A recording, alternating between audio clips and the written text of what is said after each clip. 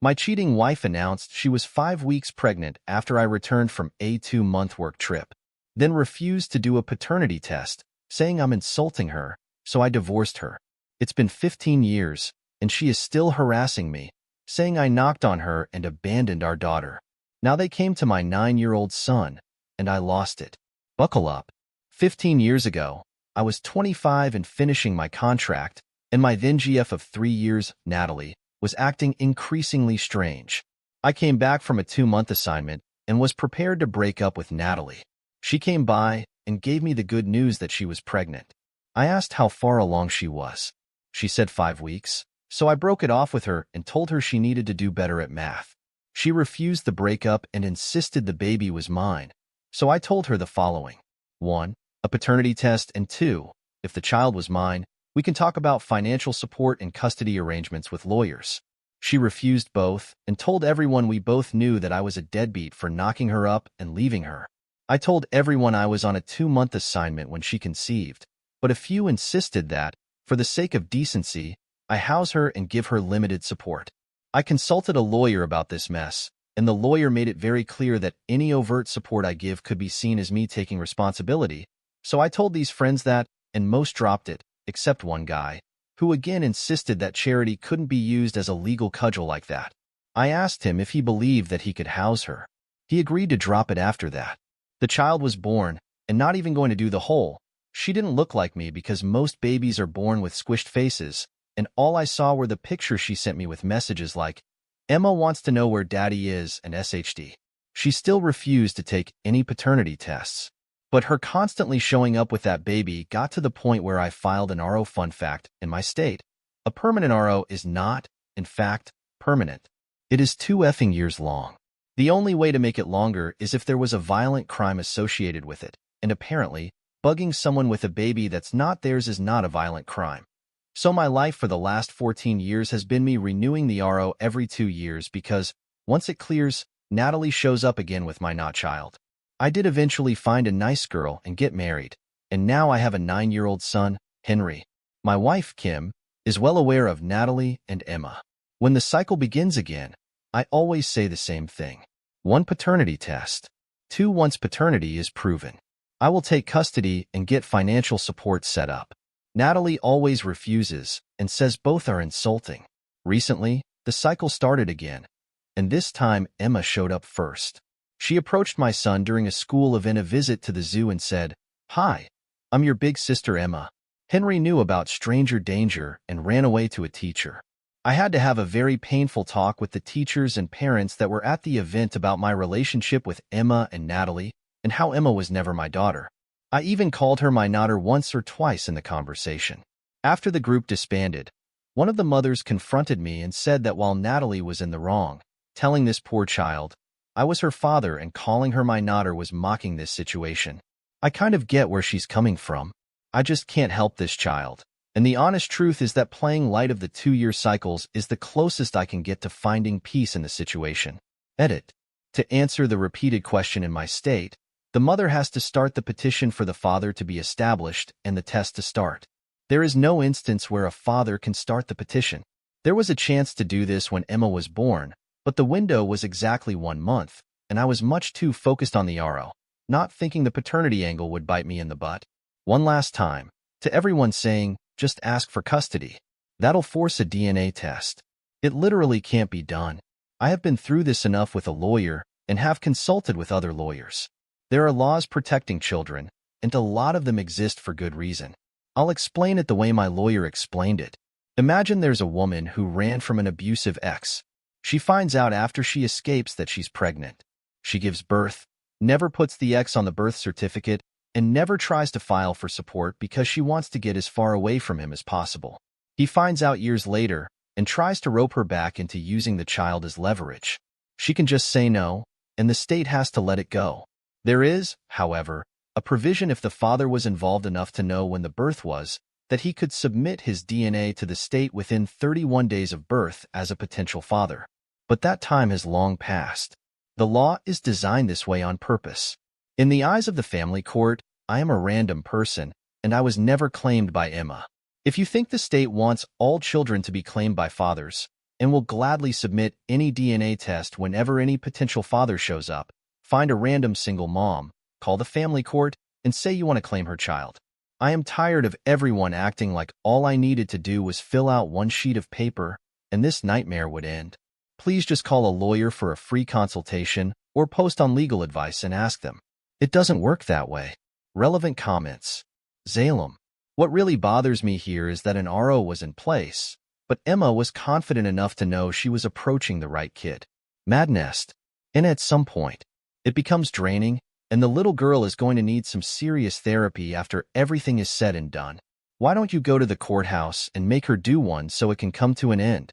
Oh, please reply. Because Natalie does not consent to it, and she said she's not seeking any sort of court-ordered support. So the court just shrugs and says, get a protective order. Loves Garrett's.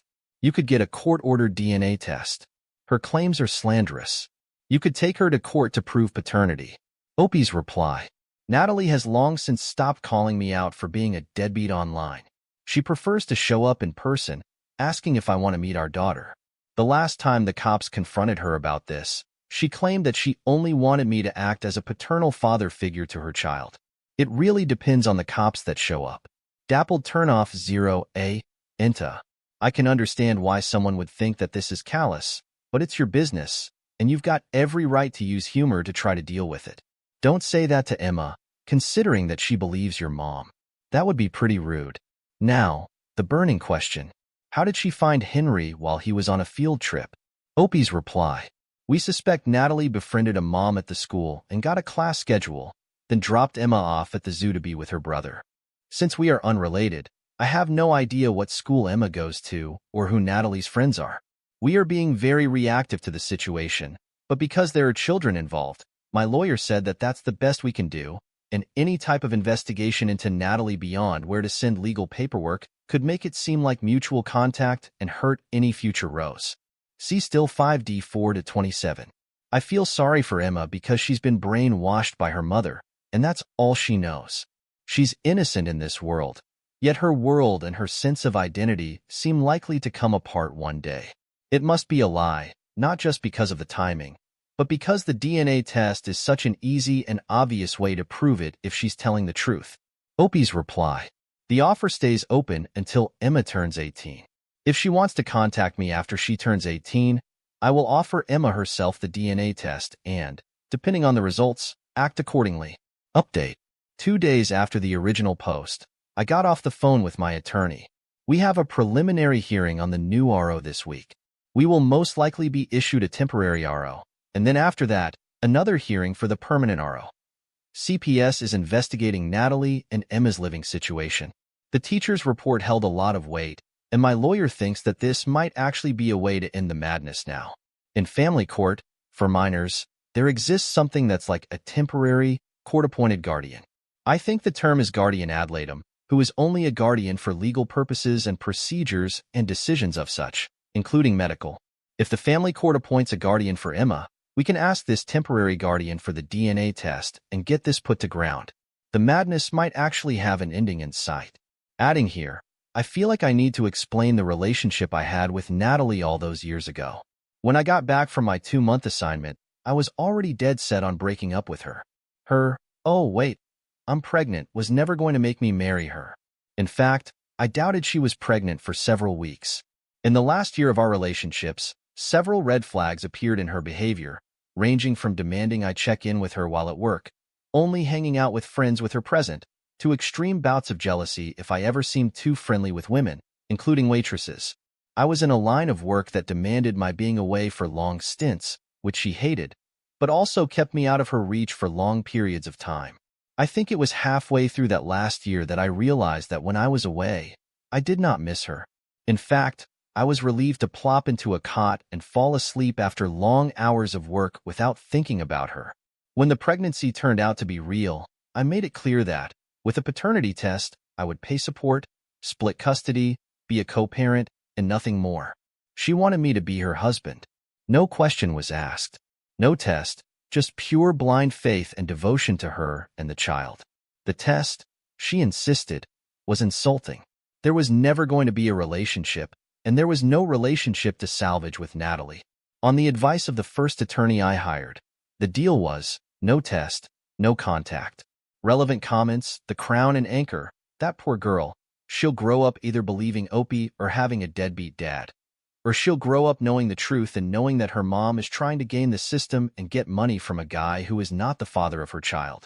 Either way, she's going to have a lot of stuff to work out in therapy one day. Frankly, I can't believe Opie does not have any legal recourse to force a paternity test. You'd think there'd be one judge who was so annoyed with the constant restraining orders that he would have ordered a paternity test to rid the court system of this bulge. Dizzy I-5E-257 replies, also, that mom probably has a serious mental health struggle. She's kept this going for 15 years. A man in black adds, she only has to win a concession once to get child support garnished and start getting his wages garnished. That's why she's doing it.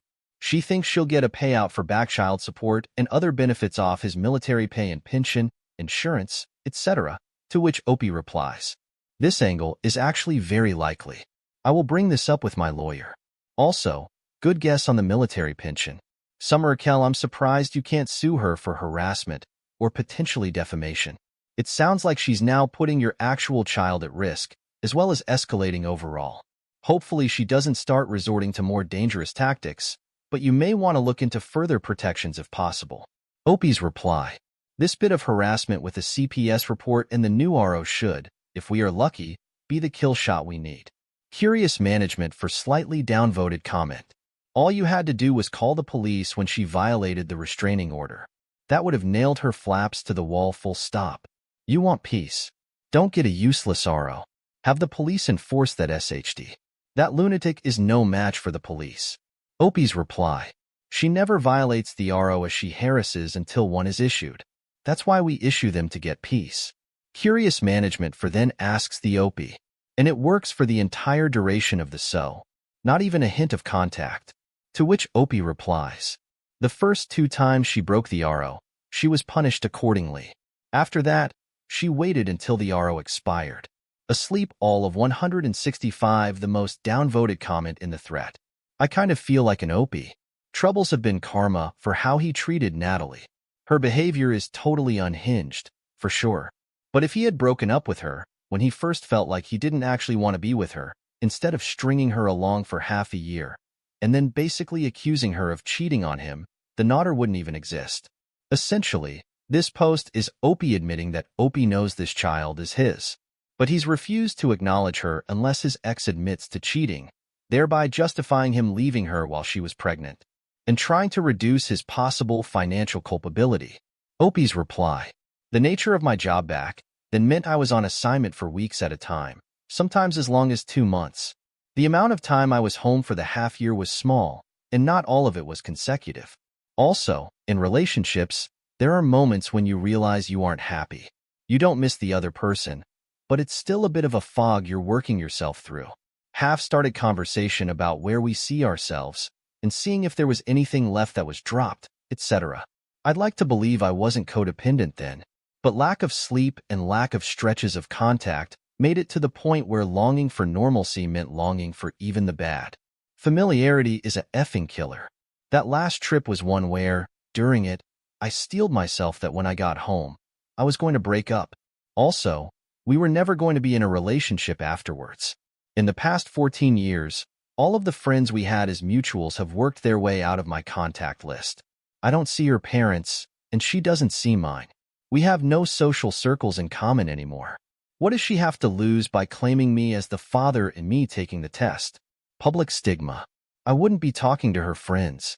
She can tell them whatever the EFF she wants. She could brag about how I caved. I wouldn't know, and I most likely wouldn't dispute it if I were the father.